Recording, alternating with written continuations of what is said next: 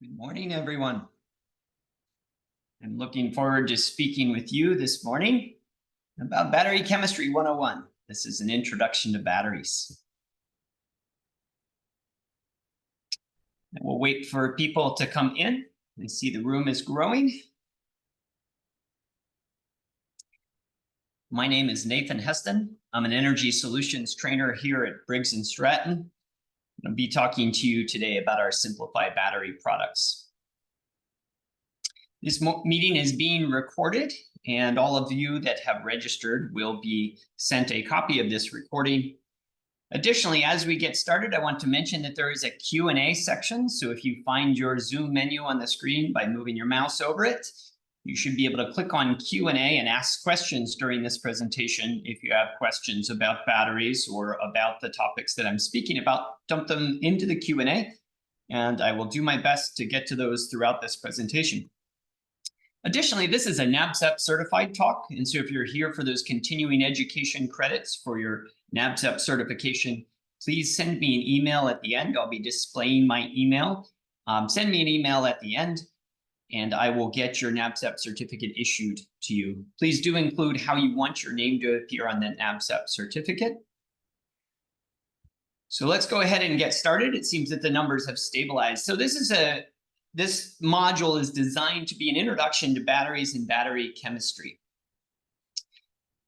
Essentially explaining how lithium batteries work and how they interface with the electronics that are used, such as inverters, MPPTs, etc.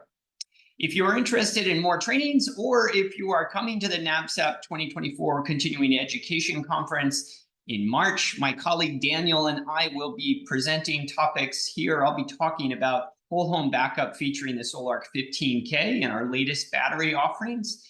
And my colleague Daniel will be talking about off-grid living with SimpliPHI batteries and how to use lithium batteries for off-grid systems.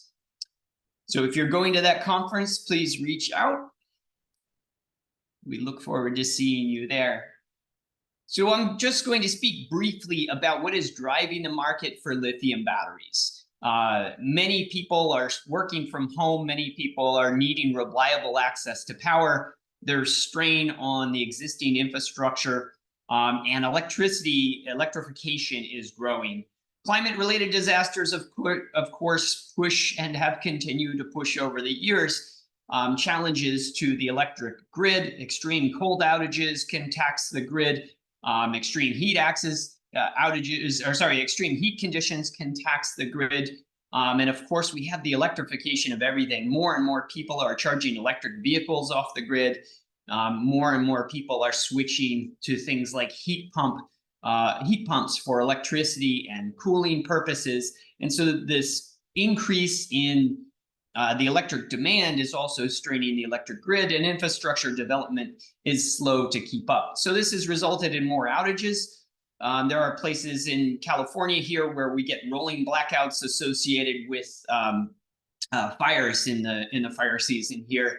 And of course, there's also the demand for clean energy solutions, and more customers are wanting these things. So the home battery backup market is expected to reach $6.6 billion by 2027. It's a rapidly growing field, a rapidly growing market. That's what we're going to be giving the basics of today, is talking about energy storage systems for the home and how batteries can be used to achieve these.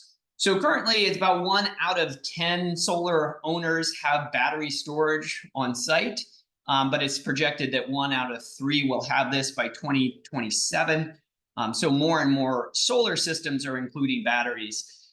We've had a switchover from NEM 2.0 to something called NEM 3.0 here in California. It's really a misnomer. It used to be, that was a good guffaw there. A misnomer. It used to be net energy metering, and really it's now more like net billing. And so it used to be that the electricity companies would pay you the same rate that they charge you for electricity, and you would exchange kilowatt hours 1 for 1.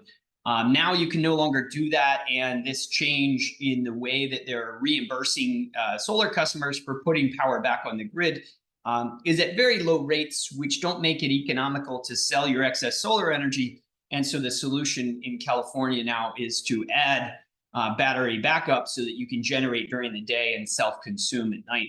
So the battery market is growing. There are a lot of reasons that you might want battery power. Of course, there's that backup. Having batteries, if the grid goes down, gives you access to backup so you can keep critical systems, critical activities going. So sort of like a generator, right? The advantage of these battery backup systems, though, is that you don't actually see that interruption at all. The switchover time is on the order of milliseconds. And so you may or may not even notice your lights flicker. But certainly your clocks stay lit, etc. They don't get reset. Utility bill savings as well. If you are installing battery backup and self-consuming your solar energy, you don't have to purchase as much energy from the grid. And if this is the case, then certainly you can save some money. It is an investment up front, but there is some savings you get from that. And this differs from our generator offerings, right? With generators, you're getting this large amount of almost unlimited power if you're connected to a large power source, like a very large tank or just a natural gas system. But you don't actually pay that thing back over time. You don't pay the generator back. You get that peace of mind, but there's no payback period. Well, with batteries and solar, if you calculate how much money you're saving, eventually you can pay your system back. Storage and renewables, of course, when you have renewables, you're having a free access to power. You have to have the infrastructure to get set up to take in that free access to energy. And once you do, of course, you can stop paying for electricity you're going to buy from the grid. And then if you're off grid, right, if you don't have a grid connection or it's very expensive to make a grid connection, you can create now a standalone power system that could include a generator. And one nice thing about using batteries is you can run your generator less, right? You can turn that generator on, power the loads of the home, and charge up the batteries at the same time, and then turn that generator off and allow those batteries to discharge. So reducing the amount of runtime of your generator in an off-grid scenario. We have solutions for all of these types of systems. So one of the things about Briggs Stratton is we're one of two manufacturers that both produces generators and lithium batteries for home backup. Briggs Stratton bought SimpliPHI Power 2 years ago. SimpliPHI has long been known as a battery manufacturer in Oxnard, California. We have a plant near to where I live, which produces the batteries that we sell, the batteries you see in the screens there. Briggs Stratton, of course, has been around for 115 years. So we have a complete integrated energy solutions portfolio to offer you, including generators, including inverters, including batteries. And we are engineered and assembled here in the USA. We make our batteries down in Oxnard, California, and I'm going to be talking to you about the construction of those batteries. So again, some key highlights here for Briggs Stratton, and then I'll jump into the content as I know you're probably eager to get into it. We are designed, engineered, manufactured in the USA, and I'll talk to you just briefly about if you are in California, because we're a California-based manufacturer, you can get an extra 20% SGIP rebate on batteries purchased from us. And so I'll mention that briefly in a little bit. It's an we have all-in-one solutions, generators, inverters, batteries. We are a company that's been around for 115 years. SimpliPHI has been producing LFP batteries for 14 years now, and we've developed a lot of IP over that time and really perfected our batteries. We have what I think to be the longest lasting batteries. We're predicting 10,000 cycles for batteries. We guarantee 80% at the end of 10 years, 70% at the end of 15 years in our communicating batteries. We have a 15-year unlimited cycle warranty on these home communicating batteries, which I'll talk to you a little bit about. Tested, proven by the US Department of Defense. So we supplied batteries to the Department of Defense as they were switching from lead acid to lithium batteries over a decade ago now. And so we've helped to pioneer LFP. Many of our competitors have switched to LFP chemistry now, but we've been doing this for a long time and are truly experts in it. We're heavily safety tested as well. UL 9540, 9540A safety tested. We are open about our 9540A safety tests. We actually publish the videos of these. We publish our 9540 reports. We're compatible with most leading inverters on the market: Schneider, SMA, Solarc, etc. We have many compatibilities with our batteries. We're versatile, meaning we can AC or DC couple with a single inverter. We have fast charge rates, C/2 or above, and we have excellent customer support. And so we pride ourselves on not having you wait on hold if you call us. So I do see that there's a question in the Q&A. So I'm going to take a chance to answer this one. Craig writes, I recently commissioned 4 4.9s on app. 3 have similar SOCs and 1 is 10% SOC less. That's not unusual, Craig, to have a slightly different SOC charge on that battery. However, if it gets greater than about 10% or so, there could be an issue with that battery through the communications. So reach out to our tech support team, 805-640-6700, extension number 1, and they'll check on that system for you. And those 4.9s do have communications, and they should be able to see things on the back end for you. So thank you for the question. Let's jump into some of the content. So we're going to get into the basics of batteries today. I'm going to explain to you kind of the inner workings of lithium batteries. There are many different types of lithium batteries. Many people hear lithium battery and they think, oh, it's one thing, it's one type. And that is not true. So there are several differentiators for lithium batteries. They can mostly be broken into 2 types. The chemistry that's used inside the batteries, and I've listed some different chemistries on the left side, and then the form factor on the right side. You are probably aware that lead acid batteries are designed for different purposes, right? So you can have a lead acid battery designed to store large amounts of energy in what we call a deep cycle lead acid battery, or we can have a lead acid battery with very thin plates, large amounts of surface area that's meant to deliver charge very rapidly, like 800 cold cranking amps, etc. Well, lithium batteries are similar, right? You can design the anodes and the cathodes, essentially the version of plates that is similar to lead acid batteries, but it's kind of different. It's not a surface reaction for lithium batteries. So there's different chemistries. There's a cathode and an anode, and those are the positive and negative sides of the battery. And I'll talk to that a little bit. Most of these different types of chemistries, I'm kind of highlighting with my mouse on the left side of the screen, relate to different cathode materials. That's the positive side of the battery.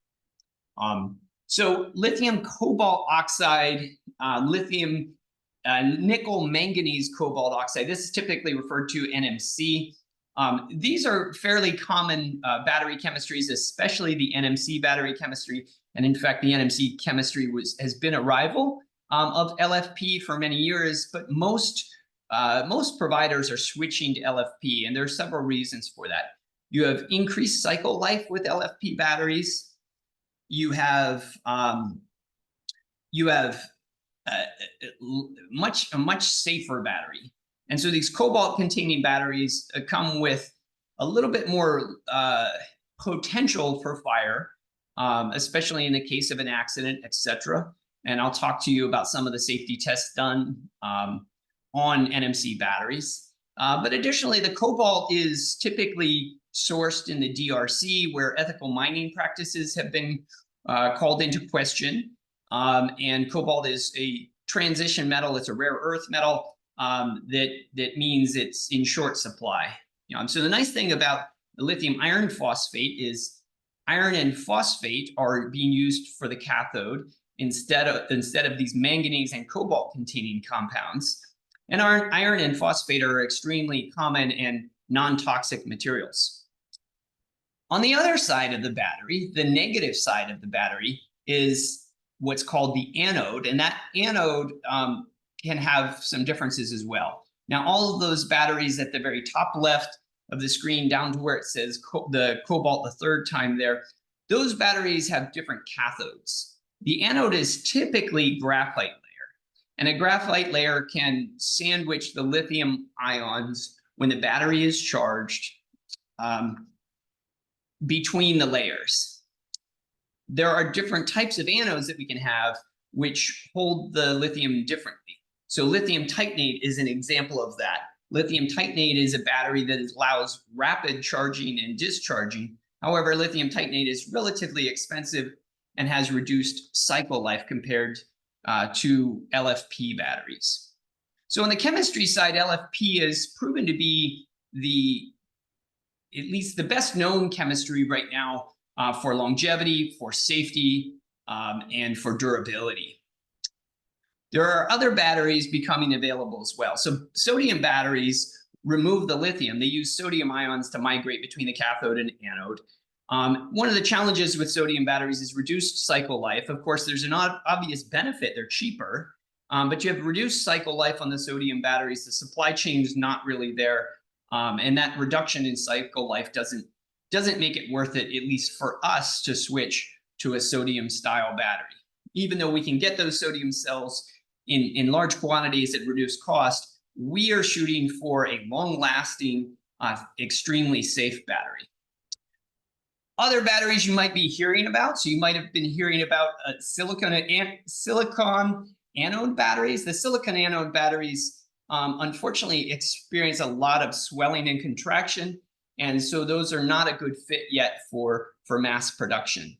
Solid state electrolytes, you've probably been hearing a lot about this. Toyota, for instance, is targeting 2025 release date for solid state electrolytes. There are a couple of classes of these, but essentially you're looking at polymers which allow the migration of lithium along the polymer chains. So a lot there about the chemistry, but essentially I want to highlight to you that lithium iron phosphate is the chemistry we use for many reasons, but mostly durability, longevity, safety.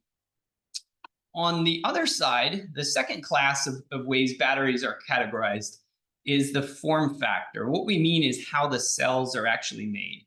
So the three main types, there's cylindrical cells, pouch cells, and prismatic cells. And I'll go into the details of each, but let me just take a second to answer the Q&A here.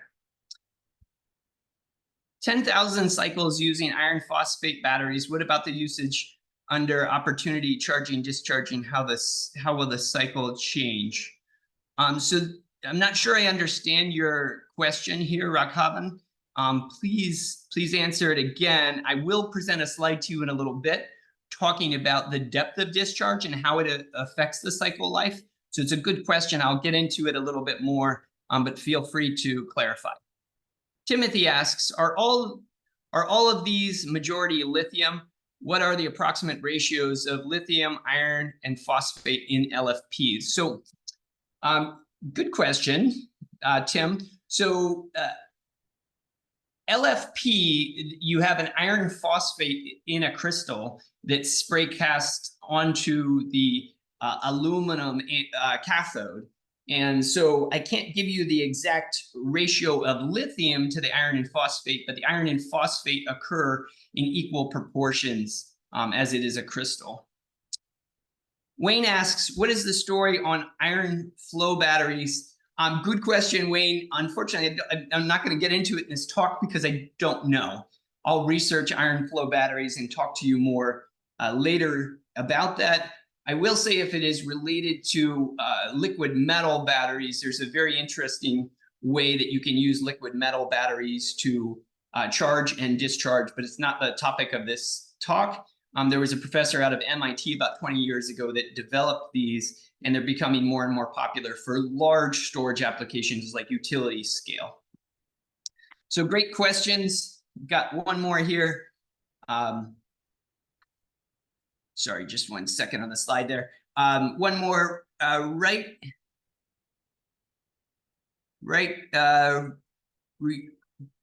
think reduction cycle life based on depth of discharge, reduction of cycle life. Okay, yes, I will get into that. So I appreciate that, Raghavan. I'll answer that here in just a few minutes. So thank you for the questions. Keep them coming. It helps to keep this interactive. So first off, we have chosen lithium iron phosphate. We've been working with this for 15 years. Originally, SimpliPHI chose this chemistry because of its safety. and because of our desire to provide home battery backup, and wanting to have that safe solution. We've been using this ever since. We also are using this premium style of cell. We're using cylindrical cells because of the longevity of these cylindrical cells. So a cylindrical cell is a steel encased cell, just like you would find with a AAA battery or AA battery. This type of cell is a steel enclosure, and I'll talk to you a little bit about it here in a minute. There are also pouch cells, and traditionally pouch cells have been the cheaper of the battery cells. I realize there are many advancements that have been made with pouch cells, the BYD Blade battery, and they're constantly making advancements on making battery cells safer, longer lasting. For instance, on the pouch cell production, they've been able to evacuate excess electrolyte gases from these cells and make them longer lasting. And I know BYD Blade is planning on using these in their cars, or does use these in all of their BYD cars. Prismatic cells are plastic cased cells, typically come in large formats, so large sizes of prismatic cells.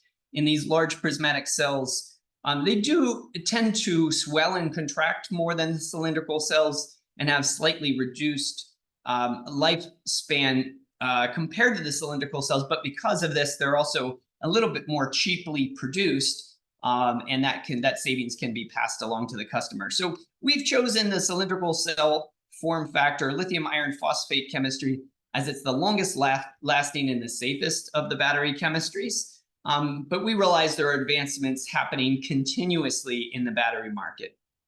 So let me point out to you what's inside a cylindrical cell. So if you were to open up a cylindrical cell, and these are pictures of actual cylindrical cells that are on the right side, and then there's on the far left there's a kind of cartoon drawing of what a cell looks like. So if you were to take out the contents of a lithium cell, and please don't do that. It's extremely, it's toxic. It has lithium inside there, right, in the form of a gel electrolyte and lithium ions in there. But if you were to unravel one of these, it'd be about 1 meter long for an 18650 cell. And you have consecutive layers of aluminum, which is spray cast with a cathode material. So essentially you almost paint down a metal oxide layer on that aluminum. And then you have a porous separator layer. The separator layer allows lithium to go between the cathode material and the anode material. The anode material is a solid copper sheet. So it's like copper foil. So you can imagine aluminum foil, almost like a wax paper separator layer there that just allows lithium through, and then a copper foil. The copper foil is typically coated with a graphite material. And the movement of the lithium ions is between the metal oxide layer on the aluminum through an electrolyte material passing through the separator layer to a graphite material on the copper side.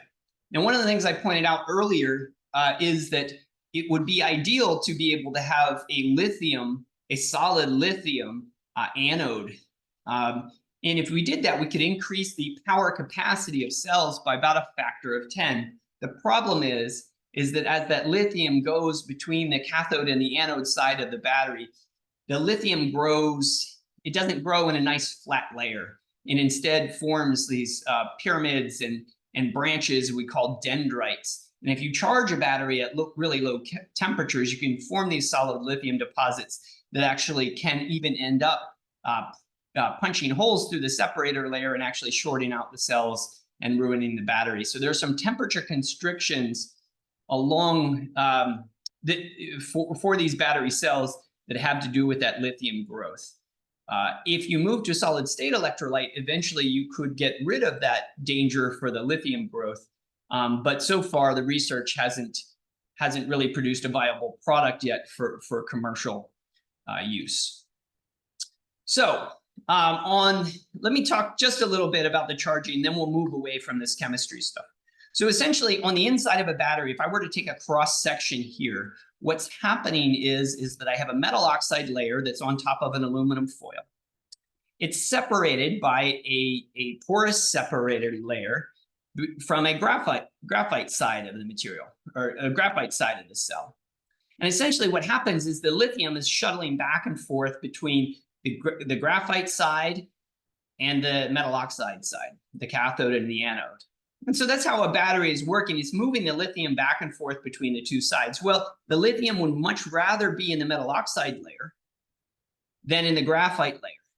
But if we have a charger, we can essentially pump electrons over to the graphite layer.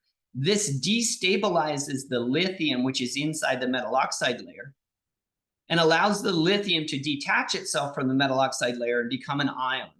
Well, in order to move the lithium from the metal oxide layer over to the graphite side, we have to have a mechanism by which we allow it to do that. The mechanism that we allow the lithium to move with is what's called an electrolyte. And it's a gel mixture that's about the consistency of diesel fuel. It's injected into the cells. And that electrolyte is, by the way, if a battery catches fire, that electrolyte is an organic solvent that does end up burning. So that is what burns in a battery fire. More about that in a minute. The lithium, if it is detached from the metal oxide layer, becomes an ion, and in a liquid, just like salt moving through water, the lithium can move over to the graphite side. So as I pump electrons off of the metal oxide side, the positive side, and push them onto the negative side, the lithium is attracted over through the separator layer into the anode, and that would be a charged battery with the lithium ions being inside the graphite. If I then remove the charger and connect a load here, the electrons can move back to the metal oxide side. I would get a current which could power a load here, and the lithium moves back to where it wants to be, the metal oxide side, the cathode side, and we get the lithium depositing back into that metal oxide. So that essentially is how the inside of a battery cell works. It's relatively simple. If we can understand the mechanisms of a gas combustion engine, we can also understand what's happening inside a battery cell. It's relatively simple. There are some things to keep in mind. That battery cell can heat up if we discharge it or charge it too fast. If we heat too fast, we can cause problems, and I'm going to talk about the potential for those problems. So first off, chemistry, safety, form factor. We are using LFP chemistry. It's the safest chemistry that's there. We're using cylindrical cells. Many of these cells have to be joined inside a battery in order to make this battery have the desired capacity and the desired voltage that we want. So the nominal voltage of these LFP cells is 3.2 volts. We have to join 16 stacks of these in series to get up to 48 volts. We have a long-lasting warranty on these batteries. In fact, it's the best in the business. It's 15-year unlimited number of cycle warranties, guaranteed 70% capacity after that 15-year time. And we're the only company around that's outlived our warranty, right? We've been around for a long time. We've been making these batteries for a long time, and we have guarantees for 15 years. Unlimited number of cycles, 100% depth of discharge cycle if you want to do that. If you only discharge down to 20% depth of discharge, you'll get those 10,000 cycles that I was talking about. Our batteries are rated at a C/2 rating, and it's important as installers and as designers that we put together systems based on the output capacity. This is the current rating of the battery. Essentially what this means is a C/2 battery would be able to charge in 2 hours if it was charged at its maximum rate. A C/3 battery would be able to charge in 3 hours. Same on the discharge side of things. This battery can deliver all of its stored energy in normal operating conditions, all of its stored energy in 2 hours. So if I have 3.8 kilowatt hours in this battery, which this is what this battery has, is 3.8 kilowatt hours, it can deliver 3.8 kilowatt hours worth of energy in 2 hours. That means it's delivering the energy at a rate of 1.9 kilowatts. So a relatively small battery bank can supply a significant amount of power. So point out a few things about the different chemistries. LFP chemistry essentially does not have the risk of unmitigated thermal runaway. It doesn't have the toxic cobalt that's there. It's not landfill safe. It does need to be recycled on account of still having the lithium ions inside.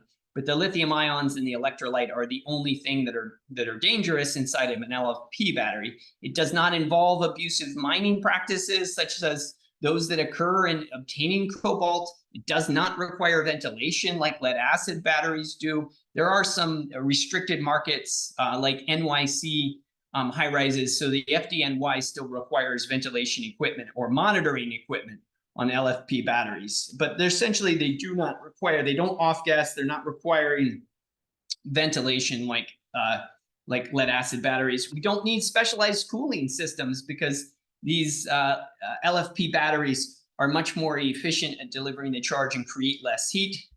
You don't need safety monitoring equipment unless you're in an area that requires it, like FDNY. By the way, we are one of 3 companies, one of 3 manufacturers that has our batteries approved within the boroughs of the New York City by the NYFD. And these batteries are able to withstand fairly high temperature environments and still be performing. So up to 140 degrees for our 5 batteries and even higher for our communicating batteries. Point out that these other chemistries do not have all these good properties that LFP does. So what is thermal runaway? Let's take a moment to discuss, what can happen in a bad situation with lithium batteries. Essentially, over 10 years ago, the US government was still using lead acid technology, heavy, old, shallow cycle depth lead acid batteries, because they were concerned about using lithium with thermal runaway. They were concerned that thermal runaway, that fires could cause problems for the abusive, challenging environments in which lithium batteries would need to work with the US military. So we went through a lot of testing with the military on our batteries, and we were able to develop very safe batteries for them and prove to them that LFP batteries were every bit as safe as lead acid, in fact, more safe in some situations. Thermal runaway was a big thing. You might remember the Note 7 being banned on flights because it could spontaneously combust. This would be a problem. This was a pouch cell. It was an NMC pouch cell. And the NMC pouch cell, essentially what happened was, if there was some type of damage or some type of problem within the cell, it could create a short. And that short inside that cell could result in an internal discharge in which the battery itself starts to heat up. And this battery could eventually cause the electrolyte to be released and that electrolyte to burn. So cell short circuit failure, battery abuse or damage. You can imagine a car crash. You can imagine a battery inside a garage where somebody is just pulling into the garage and not paying attention, and they crush that battery with their car by accident. So these are things we have to think about. These are reasons why we wanted to use LFP battery chemistry from the start, and we'll get into why it's safer. But essentially, if you short a battery, if I accidentally create a short between the negative and the positive side of a battery, I have a large amount of current that's being discharged internally inside that battery. Well, the only way for that power to go is to create heat. And if you get too hot, there's a vent at the top of cylindrical cells that'll open up, and what happens is called off-gassing. It purposely opens up that vent if too high a pressure is reached to get rid of that gas to prevent an explosion. Well, there's a reference for you if you want to look up thermal runaway here. I'll be sending out this slide deck, but essentially, if I have one battery off-gassing and getting very hot because of a short, it can transfer that heat to cells that are around it. And if the cells that are around it also heat up, they can also off-gas. Well, the gases that they're off-gassing, the gases that are there are composed of that electrolyte. It's an organic electrolyte. If you release that organic electrolyte and it catches fire, you can have this continuously fueled fire that can go into something called thermal runaway. I want to point out, our batteries essentially have no risk of unmitigated thermal runaway. Even in our tests, our 9540A tests, our independent tests that are done by Underwriter Laboratory, right? They force our cells into an off-gassing condition, and these cells end up self-extinguishing. We don't have that risk. It's a much bigger risk with NMC chemistries, which is why Rivian and Tesla have both switched to using majority LFP battery cells inside their vehicles now. So a couple of things. LFP can get to a higher temperature before thermal runaway can begin. Is it possible? Yes, it is possible to force thermal runaway to happen with an LFP cell. An NMC cell can hit that thermal runaway mark at a much lower temperature. LFP also, when it is in a thermal runaway condition, you can force it into a thermal runaway condition. It gets to a lower overall maximum temperature when thermal runaway is occurring. What that means, and I'm going to show you independent results showing this from Sandia National Labs, what that means is that the battery is burning more slowly, right, at a lower temperature. So it's less risk to the surroundings than an NMC battery. When an NMC battery enters thermal runaway, it's a much more violent, rapid reaction, which reaches higher temperatures. Moral of the story here, LFP battery chemistry is safer than NMC. Here's, this is a YouTube channel. I'm just showing you some independent results. So this YouTuber, his name is Will Prouse. He's been reviewing batteries and inverters for many years now. He's got a pretty huge following. And I pulled this video from his website maybe a year ago now. He did a puncture test of a pouch cell that he had gotten. It was labeled a solid state cell. It came from a supplier in Asia. It was not solid state, as you can tell. It's a pouch cell, NMC pouch cell. He punctured this, and the battery almost immediately burst into flames. So it was a very violent reaction. He did a similar puncture test on an LFP pouch cell. And in fact, he took a drill and he had to drill through this pouch cell 10 or 11 times to even get it to start smoking. It did start smoking, but it did not erupt in flames, right? This is just some independent puncture test evidence. So I don't expect that your customers are going to take nails and put them into the batteries. But if something happens, like a battery gets dropped in transport, or a battery gets crushed by a car, you want to know that you're using the safer LFP chemistry. So I'm going to talk to you about this data here from Sandia National Labs that's taken down in New Mexico. But before I get into that, let me take a second to check the Q&A. Are there any mitigation measures in place in your batteries to prevent thermal runaway from propagating cell to cell? Yes, there are. We have a fairly advanced BMS system inside our batteries that monitors different things. So for instance, in our AmpliPHI battery, we have 3 different locations where we have temperature sensors that are sensing the battery temperature. And if they run into a high temperature condition, it will stop current. It'll open circuit to stop the battery from supplying current or charging, or whatever the issue is. It essentially isolates the battery on high temperature conditions. It's not entirely possible to remove the risk of batteries, but we have an excellent safety record, which is one of the reasons our customers are choosing our batteries. And because of our focus on safety, on US manufacturing, we are able to better control the circumstances around the production of our batteries. So great question. I appreciate that. Hopefully I've done the question justice. Let's take a second to look at the different types of battery cells that are shown on the screen here. So Sandia National Labs is a national lab that tests batteries for safety. And what they've done here is they've produced a thermal runaway cell chemistry study in which they're purposefully causing cells to get into an off-gassing state. And when they get into that off-gassing state, they're measuring the normalized heating rate. So this normalized here means it's adjusted for the size of the battery, the number of kilowatt hours.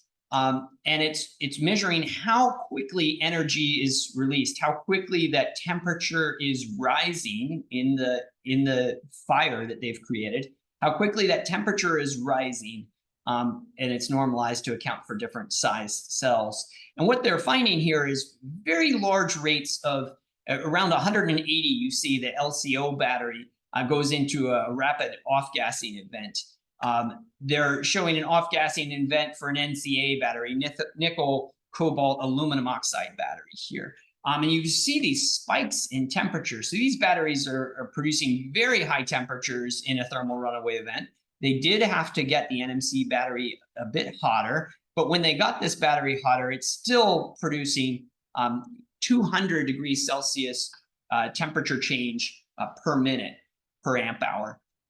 Now, I want to point out that LFP is on this graph, but these national lab data shows how slowly the LFP system heated up when forced into thermal runaway. So you can imagine them just taking batteries and putting them into an oven, and by the time that battery gets up to it, it occurs around 220 degrees Celsius for the LFP battery to even start a thermal runaway. But notice I have to zoom in on this section of the graph to even see LFP, and the rate of temperature increase is 1.5 versus 200 and 500-ish for the other battery chemistries containing cobalt. So this is one more reason why you should be using LFP battery chemistry for any kind of home battery backup system where safety is paramount, right? You have these batteries in your garage. I have these LFP batteries in my garage. I want to know my family's safe when we're sleeping, right? I want to know that my batteries are safe. So let's move away from the chemistry just for a little bit. Recently in the news, you might have heard of charging challenges associated with extreme cold weather conditions in Chicago. And then these happen across the country from time to time.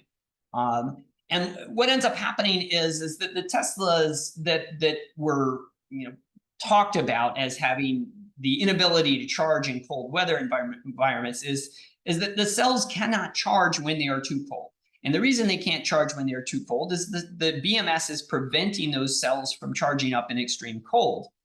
Well, simply the only thing that needs to be done, right, is to get those batteries warm. So there are a couple of things to do. You can, one, tell the Tesla computer that you're about to go and charge the car, and then it will start a warming cycle through the heat pump, the internal heat pump, to heat up those cells. Additionally, when cells are extremely cold, if cells are very cold, they don't, the electrolyte that's inside, that it's a liquid, it's a gel, that liquid electrolyte becomes very viscous. And so the lithium struggles to move through it. And so you have a great reduction in the mobility of the lithium ion. So essentially what this means is that you have a very viscous fluid. You need to heat up those cells. And so in low temperature conditions, I'm showing you what happens here to an individual cell. And my student and I took this data at a local university here where I used to teach. This data is essentially showing what happens when a cell is in very cold conditions. Now, this is artificial. It's artificial in the sense that I was forcefully holding the cell at low temperatures, like 0 degrees Celsius, 5 degrees Celsius, 10 degrees Celsius, by keeping it in an oil bath that was chilled. But what you can see is the internal resistance. So I'm discharging these cells at C/2. So the resting voltage, when the battery is not discharging at all, sits up here around 3.3 volts. The nominal voltage of an LFP battery cell is 3.2-ish volts. And so you can see that battery cell has a resting voltage far above the discharge cycles. These discharge cycles that are here are showing the voltage across the battery when a current of C/2 is flowing out of that cell. Okay, so I'm discharging the battery so that the full discharge cycle would take about 2 hours, and I'm ending it when that voltage gets down to the lowest value. I ended at 2.4 volts, which is much lower than what we would typically discharge our batteries to. So if you're in a cold environment and your batteries are discharging, there's a large amount of internal resistance, and that internal resistance means that those batteries are producing heat. And so what happens is if you discharge a battery in a cold environment, it starts to warm the cell up. In fact, we had to keep these battery cells cold, we had to circulate this oil bath to keep the cells cold. So there's it's a couple of things. One, for those Tesla cars that are going to charge, all you need to do is drive the car around the block a few times in a cold environment. The batteries will heat up, and then the battery cells will accept charge. Two, this offers a unique ability for us to charge our batteries slowly at low temperatures. That heat that's produced inside the cell heats the cell up, and then we can increase the charging rate. So our BMS in our batteries does exactly this. It allows us to charge our batteries under colder conditions than our competitors. And the way that we do that is we reduce that charging rate. We can charge our batteries all the way down to negative 20 degrees Celsius. We just slow down that battery charge rate in cold temperatures. That heats the battery cells themselves up. And as their temperature migrates to higher values, we increase that charging rate. And then we can get into a full C/2 charging cycle at above negative 7 degrees Celsius. I believe that's 7 degrees Celsius. I think there's a typo there. On our PHI batteries, these are non-communicating batteries, and they do not have the ability to request the inverters to charge at different rates. And so for your PHI batteries, you are limited to a more standard charging, discharging cycle, although this is bigger than what you would get for NMC cells. The 4.9 batteries as well, somebody mentioned those earlier. Those are our outdoor rated communicating batteries. They operate with a similar charging exactly the same charging parameters as the AmpliPHI battery. So this is both the PHI and the SimpliPHI. So the AmpliPHI and the SimpliPHI 4.9 batteries, both of these have these same charging characteristics. And I'm pointing out to you here exactly what we do. So we have this expanded charging temperature range, which is bigger than our competitors' charging range. Because of the way we regulate the charge rate. So between negative 20 and 10 degrees Celsius, a large fraction of that energy, it's a very inefficient way to charge your battery. A large fraction of that energy is being converted into heat inside the cells. And as those cells heat up, we increase that charging rate. As they get even warmer, we increase it still more. And as I said, it is 7 degrees Celsius once we move up to that C/2. And we can do that between 7 Celsius and 50 Celsius. On the Fahrenheit scale, that's 7 Celsius is on the order of 45 Fahrenheit or so. And 50 degrees Celsius is extremely hot, on the order of 125 Fahrenheit. I'm guessing at these numbers here. But so it's a very broad range, especially on the high side for LFP charging and discharging. Okay, and somebody mentions, yeah, negative 4 degree Fahrenheit is negative 20 degrees Celsius. I appreciate that, Vic. What I was mentioning here was the 7 degrees Celsius mark here. I've got it as negative 7 in the bottom left, so my apologies there.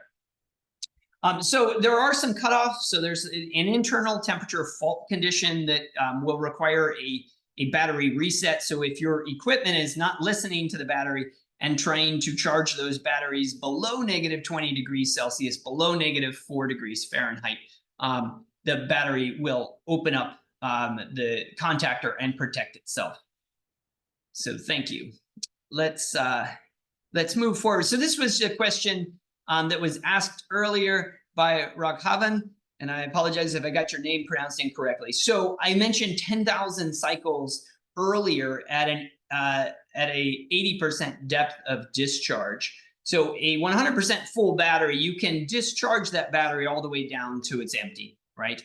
If we limit the depth of discharge down to 20%, what we're expecting under a 20% depth of discharge, we're expecting 10,000 cycles out of that. So 10,000 cycles out of an 80% depth of discharge would equate to, if you cycled once a day, that's 26 years, right? So on our PHI batteries, we have a 10-year unlimited number of cycle warranty. You can discharge those batteries to full depth, 100%, in 10 years, as many times as you like, and we still give you a 10-year warranty. This is unlike our competitors, who often have a throughput limitation on their batteries.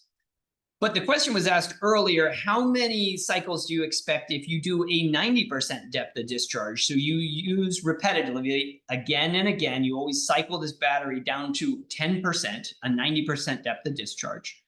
We expect 6,000 cycles out of our batteries, right? So 6,000 cycles are expected. Still, for our communicating batteries, you have a 15-year warranty, 10-year warranty on the PHI battery, but a 15-year unlimited number of cycle warranties on the communicating batteries. If you do 100% depth of discharge, so again, going back to your question, under 100% depth of discharge, we're looking at more between 3,000 and 4,000 cycles. So the battery is most sensitive in terms of lifetime, in terms of how much we discharge our batteries. I've been asked in the past, what if I limit the depth of discharge to 40% or 30%? To really leave a lot more energy in the battery and save the cycle life. We don't really see a big improvement between a 70% depth of discharge and an 80% depth of discharge for that reason. So we recommend customers go ahead and use 80% of that battery capacity. You'll see the maximum cycle life. We expect around 10,000 cycles that way. So the PHI battery is our non-communicating battery. It does have cell balancing built into it. So the BMS is the computer inside the SimpliPHI battery. This is our non-communicating battery. It has a built-in overcurrent protection breaker. There's an 80 amp breaker on this battery. It's also nice, you have the ability to turn on and off individual batteries. And when you do that, you can isolate batteries in your bank. It's nice for installing. The short circuit protection is there. The BMS will open short circuit if it sees too large of a current run through it, and you can reset that BMS by turning the breaker off and then back on. There's charge and discharge protection as well. So if you're charging in too cold of temperatures, too high of temperatures, it can open up. However, the protection that's on this battery is really only there as a last resort. It is important to use equipment that does not charge in cold temperature conditions, and we'll get into that in a little bit. So I mentioned earlier what C rate is. A C rate for a battery is the rate of the battery when it is being discharged relative to its maximum capacity. So if a battery has a rating of 1C, it means it can discharge its capacity in 1 hour. So if I had a 5 kilowatt hour battery and it's rated at 1C, it could provide 5 kilowatts worth of power and discharge itself in 1 hour. A C/2 rating is a fairly fast discharge for home battery backup. And so C/2 rating means that battery can charge itself up and fully discharge 100% in a 2-hour period. C/5 means 5 hours. Deep cycle lead acid batteries, some of these were rated at C/10. Most of them were tested at C/20. So just point out that lithium batteries are much more efficient and much better. You can use a lot larger depth of discharge with lithium batteries compared to lead acid. So if you're familiar with lead acid, there are a lot of improvements when you move to lithium batteries, in particular LFP batteries.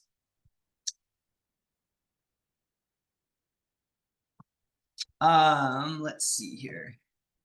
So when you are replacing lead acid batteries with lithium batteries, a couple of things to know. With our PHI battery, you can scale these battery banks as large as you want. This is a fairly older installation of PHI batteries, but there are 80 PHI batteries here that you can see these large copper bus bars that are busing these battery currents all together. I think this is at an airport hangar in Hawaii that's using these batteries, but you can really scale these batteries as many as you want, as long as you use reasonably sized busing to make sure that there's no imbalances in the voltages seen. It's also fairly easy to expand. So if you have a small battery bank and you want to expand that battery bank, you can add more batteries and add more capacity to do that to that battery bank. We recommend that you do that within the first approximately 3 years. And keep in mind that when you do expand a battery bank, the new batteries have the same warranty as the rest of the batteries within that battery bank. Adding new batteries to older batteries does tend to make the new batteries experience a little bit more hardship, which means that those batteries decline a little bit quicker than if they were in a bank with all new batteries. But you can expand battery banks. Key features of the PHI batteries: it's self-contained and stable LFP. So these are self-contained. They do not release any gases. They do not need maintenance, right? They don't need work over time. The BMS does most of this work for us. It balances out those cells when those batteries are at a when they're ending their charge cycle, and it keeps these batteries healthy. There's a low discharge rate as well. I was at a facility in Miami, and they had a battery bank that had not been touched in nearly 2 years, I was told. And when they plugged that in, the battery was still at a 92% state of charge. That's very different from lead acid batteries, right? Lead acid batteries, if you leave them for 2 months, you're happy if they're not fully dead. So there's a very low self-discharge rate in lithium batteries compared with lead acid batteries. It's also there's no maintenance, and it's a much cleaner battery system. You don't have to water your batteries. You might have experienced using lead acid batteries, deep cycle lead acid batteries that needed watering. You needed to pay attention to the density of the electrolyte before. Well, with lithium batteries, it's not complicated like that. There's no maintenance system that you need. There's no maintenance that you need to be doing. Are there any, let's see, I'm checking the questions. I'm in Canada and some nights can get pretty darn cold. I understand your logic that discharging the battery will lead to heating up the cell due to internal resistance. Have you guys done any experiments? How quickly does the mass of your battery pack warm up before your circuit allows to charge at normal high rate that will not require the car to stay at the charger for a full day? First off, we don't make car batteries, but I don't think that's your question. I think your question is, have we done experiments in a very cold temperature at how quickly our charging will heat up our cells? And I'm going to have to ask our engineering department for that data.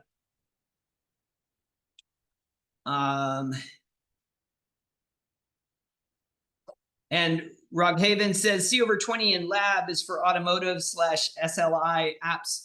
Yes, C over 20 is typically a old charge rate that's associated with lead acid batteries. It doesn't have to be just automotive. It could also be for deep cycle lead acid batteries, which charge over charged and discharged more slowly. And that C over 20 was typically used as the capacity, the rate of discharge to get capacity out of lead acid batteries.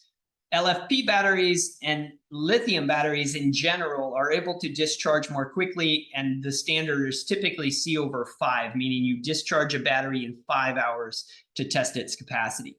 The faster you discharge a battery, the lower capacity the capacity will appear to be. And that's because the heat lost inside a battery, the amount of energy that's converted to heat inside a battery, goes from Ohm's law, right, as I squared R, right? It's proportional to the square of the current. So if you discharge a battery very quickly, the Poincare effect essentially says that you create more heat and get lower capacity. Our batteries are tested in a 5-hour cycle to give that rating of 3.87 kilowatt hours, which is what the two batteries on the left side of the screen are showing. So showing you 3 different options for our typical batteries. The 3.8 battery on the left comes in both a 24 volt and a 48 volt option. It's got that breaker that's built into it. The big difference between this battery on the left and the ones on the right side of the screen is that the batteries on the right side of the screen have closed loop communications and a more sophisticated BMS that's inside them. That doesn't mean that the 5 battery is not good. It's an excellent battery for many systems. A lot of Solarcs have been sold with these 5 batteries, the non-communicating battery, and the Solarc monitors many of those things. And it's with some integrations like battery monitoring equipment, like a Victron BMV 712, you can monitor the temperature of the battery, and you can monitor the state of charge of the battery through the voltage. The 3.8 battery and the SimpliPHI battery have a very sophisticated BMS that we've designed here in California, that we manufacture here in California, that keeps these batteries safe and provides closed loop communications. Those closed loop communications allow this battery to talk through CAN bus to other batteries that are connected to them, to our gateway to communicate information out to you, the customer. They allow us to use them with our EnergyTrak app to pull information, and they allow these batteries to communicate with other equipment, like a Solarc 15K inverter, for example. The battery on the right side of the screen is a waterproof outdoor rated battery. So the batteries on the left side of the screen are not outdoor rated. They should not be out in the rain. The battery on the right side of the screen is a waterproof battery and can be installed outside. It's also a wall mount battery. And so it comes with a wall bracket. You can bolt that bracket onto the wall and hang this battery like a picture frame. So let's address outdoors. outdoor options. So first, the PHI battery, again, does not have internal temperature control through the BMS. And so you'll need to make sure that the installer needs to make sure that the equipment is set up to not charge this battery in extreme cold conditions. The AmpliPHI battery, we have 3 different temperature sensors inside the battery packs, and we have another 2 different temperature sensors on the BMS. This battery has a lot of protections that are built into it, as well as communications through CAN bus. But if you are installing outdoors and you want to use either the AmpliPHI or the PHI battery, we have these NEMA 3R rated outdoor battery cabinets. We have a BOSS, what we call a BOSS 6 cabinet that'll hold 6 of those batteries and can be installed outdoors. We have a BOSS 12 that holds 12 of these batteries, 45.6 kilowatt hours, a very large battery bank there. It's got the bus bars built into it, and it basically is a fairly easy, quick install if you're installing a battery system, because you can utilize our bus bars and essentially connect these batteries, place these batteries and connect these very quickly. We can also use the bottom 2 shelves to install 6 batteries and put in what we call a access cabinet, where the inverter is built in and everything is essentially pre-programmed at the factory to suit your needs. One other important thing is that if you are doing a cold weather installation, we have an option with heating pads, and we'll talk about this in some of our upcoming trainings, our environmental considerations training, our extreme environments training, where we can integrate a heating pad that goes inside this cabinet, but is actually internally wired into the BMS. And this allows these batteries to control a heater, which heats them up and cools them down. Sorry, heats them up in cold temperature conditions when the external environment is cooling them down. So that can allow you to charge in cold weather environments. And for that customer that's in Canada, that might be a good solution for you. I think, Vic, you could look into that. So if you do want that option, keep in mind you do have to request that when you're making that order for those batteries. We have a fairly broad temperature window, and unlike NMC batteries that need to circulate coolant and have an HVAC system, LFP batteries do not require this. They don't require ventilation, and this makes LFP batteries more efficient. They don't have to power external equipment in order to cool them down when they're running in hot temperatures. So we have a large variety of different options here to suit your needs. We also have a SimpliPHI ESS system, which includes our inverter. These can be paralleled up to 4 inverters, and we can add up to 20 of these 5 kilowatt hour batteries to that ESS system. So that battery is a 4.98 kilowatt hour battery. It's a wall mount battery. This inverter, of course, can be paired with any of our battery options, but this is an outdoor rated battery. So if you're looking at doing an outdoor install, typically outdoor installs only happen in more temperate climates like California, where I'm based, or in the tropics, Hawaii. We sell a lot of systems in Florida, Puerto Rico, etc. But these outdoor batteries are nice for those applications. We also have the Energy Control System and app, which is an internal app developed by Briggs Stratton to monitor your generator, your batteries, your inverter, your power draw from the grid, etc. So it's a very fast commissioning. When you use this app to commission your system, that means to set up your system for the first time to get it ready for use. I can do it in about 6 minutes when I'm installing a system. It allows us to have fleet management as well, and that means that as installers can monitor all of the systems that they've installed. Remote reconfiguration, so you can change settings remotely if you're an installer. You can monitor a system remotely for customers, etc. This allows us to do over-the-air firmware updates. It gives us access to the internet to connect our batteries, to talk to our batteries through Wi-Fi. We have the ability to communicate with Bluetooth for that commissioning process as well. And of course, it has an Ethernet port on our gateway to do the communications. So again, these are our BOSS 6 and BOSS 12 cabinets. I spoke about them a bit earlier. We can expand these up to 140 kilowatt hours. It's a very large amount of power for backup. So if you're interested in paralleling multiple access or BOSS cabinets, let us know. These are fully integrated systems, the access cabinets. We make these with both Schneider, SimpliPHI, Briggs Inverter, Solarc inverters. Let us know if that's something that you're interested in.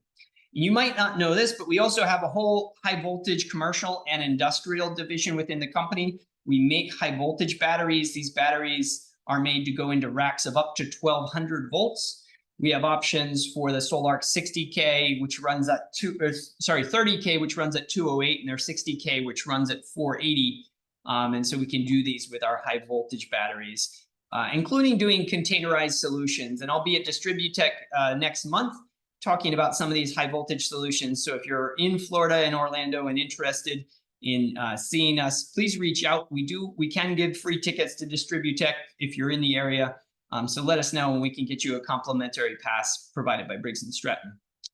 So I'm down to the end of the hour here. It looks like, I'm sorry, I've gone over by 5 minutes, didn't see my clock there. If you have not joined our installer program, I encourage you to do so. You get $100 back right now per battery that you install. And it helps our customers find you on our where to buy map as well. If there's also a $1,000 rebate if you've never installed one of our ESS systems, I'll send these links out to you. We want to ensure that you're getting the most out of your training. So if you have suggestions as to how I could have done a better job, please use this QR code here or use the link in an email I'm going to send out. Love to make these trainings suited to your needs. So if you're here for those NABCEP credits, my email address is there on the screen, energystoragetraining@basco.com. Again, energystoragetraining@basco.com. And if you want to reach one of our engineers to get some help with a system that you're designing, that number is on the screen there as well. So thank you, everyone. I appreciate you attending. I will answer any remaining questions in my email that goes out. So thank you. I'm sorry for running over. Have a good day.